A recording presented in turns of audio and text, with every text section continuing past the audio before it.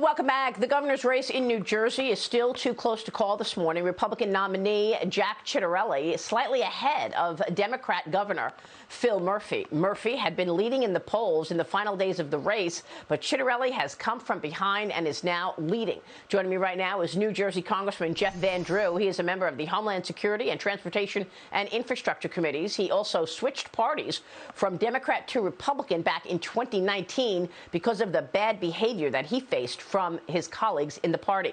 Congressman, it's great to see you this morning. Thanks so much for being here. Always good to be with you, Maria.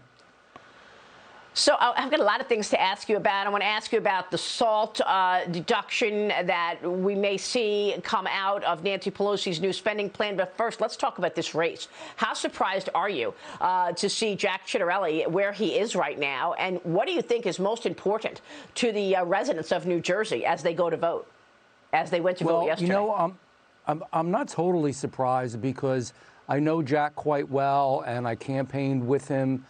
Certainly did a lot of work in the southern part of the state with him and stood in for him. And what I realized was he was really talking with people and listening with people.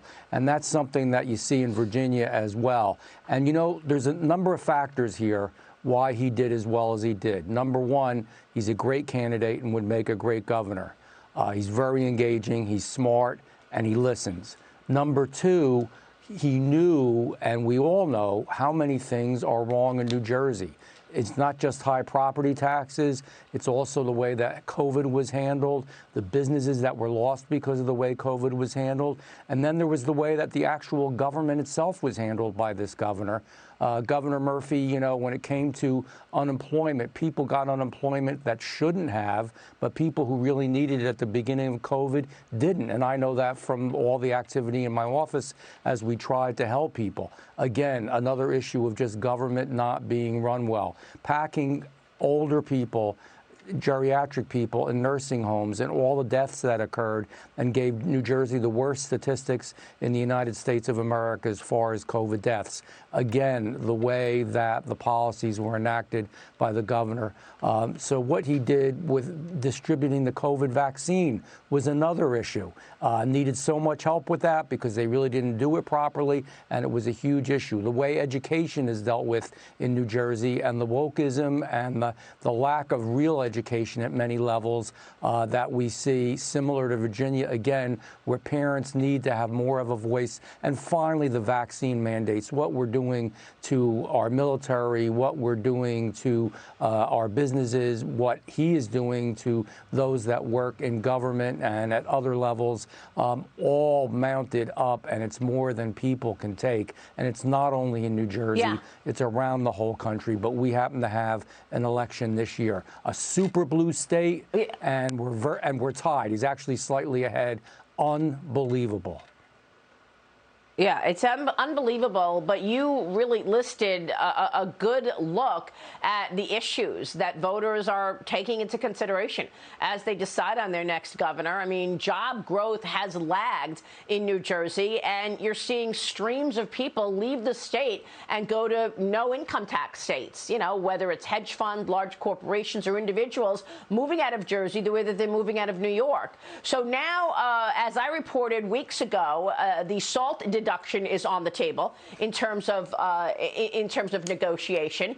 I was told weeks ago that they wanted to increase the cap on SALT to pay for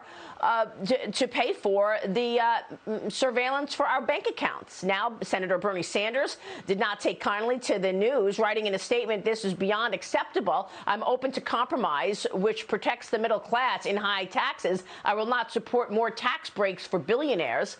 Let's talk about this and what this would mean. I mean, if you take the deduction of SALT, put that back in place, that is helping rich people in the face of what Bernie Sanders says he doesn't want to do. Do you think that's going to be part of a final bill here? Well, two things, and I don't know what's going to be part of the final bill, because that particular bill is something that I think is something that shouldn't happen, and I don't want to have anything to do with that bill, because it's going to spend much too much money on many things that we don't need. But let's just talk about this other issue a little bit, with the IRS monitoring our bank accounts. Unbelievably bad, wrong, an invasion, in my opinion, of privacy and of freedom, and the amounts were so small. I mean, literally, it was going to be $600 in the beginning. Literally, I don't know, were we going to monitor kids with their lawn mowing business, or children that babysit? I'm being a little bit sarcastic, obviously, but that was just bizarre, as so many things in this administration are beyond policies that you disagree with. They're really bizarre, unacceptable policies, and that was one of them. Now, to use SALT deduction for that. The point that I made weeks ago was that, isn't this incredible that the Democrats are wanting to help rich people in New York and New Jersey as a way to surveil the rest of us? They needed to raise, they think that's going to raise $400 billion or so, and that is going to help with the money they need for those auditors at the IRS. And that was the point that I made weeks ago when I first found out that they were looking at SALT. Initially, I heard that they were going to raise the deduction to $20,000 from $10,000. But Congressman, your thoughts on whether or not these victories from Republicans, potentially in New Jersey, certainly in Virginia, kill the overall economic agenda? It's going to make it harder. There have to be. First of all, the Democratic Party has changed a lot. It's why I left, is that old saying, you know, I didn't leave the party left me. It's absolutely true. This has become an entirely different party, but there are still folks in that party that are somewhat moderate, at least somewhat moderate, and have some sense. I pray to God there are at least a few. And I think they're really going to look at this and they're going to think, hey, this is a real message. And if I want to come back to Congress, or if I want to survive politically, or if I just want to do the right thing, I've really got to listen to people. So I think there's a strong and loud message. And Maria, it didn't just happen in the governor's races. Take a look, and I knew New Jersey well. Council seats, mayor seats, county clerks, across the board in municipalities that normally don't have Republicans in those positions now do as of yesterday. There's a real change afoot. Congressman, we're going to. Yeah, we are going to watch that change and get Newt Gingrich's take on it as well. It's always a pleasure to see you. Congressman, thanks very much for weighing in. Thank you so much, as Maria. we await the final results out of New Jersey. We'll see you soon, Congressman.